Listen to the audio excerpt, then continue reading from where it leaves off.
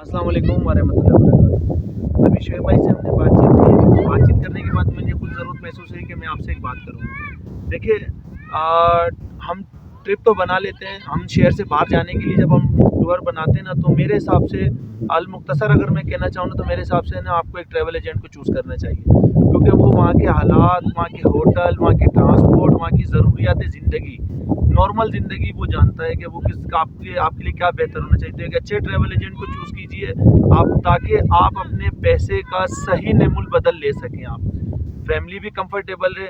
अभी जो हादसा हुआ है मरी में, मेरी उनसे ताज़ियत है, मेरी उन भाइयों से, अल्लाह ताला उनको जन्नतुल फिरदौस में आला मकाम अता फरमाए। जो भाई इस वक्त बेसर समानी के आलम में वहाँ मौजूद है, अल्लाह ताला खैर व आफियत से उनके घरों तक पहुँचाए। लेकिन आप देखिए, वो किसी भी ट्रैवल एजेंट के साथ मौजूद नहीं है।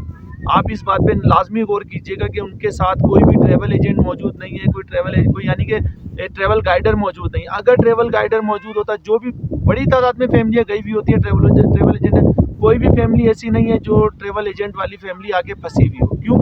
कि वो वक्त पर, उनको पता है कि हमने वक्त पे कहाँ पहुँचाना है, किस जगह पे होना चाहिए। होना तो ज़िंदगी में हादसा हमारे साथ भी हो सकता है, लेकिन एहतियात बेहतर है। तो एहतियात कीजिए, अपना कोई भी ट्रैवल ट्रिप बनाएं तो लाजमी किसी अच्छे गाइडर को अपने साथ रखिए, अपने साथ लीजिए या उनके साथ अटैच हो जाइए, ताकि आप सेफली टूर इंजॉय कर सकें। बहुत शुक्रिया, जज़ाकल्लाह।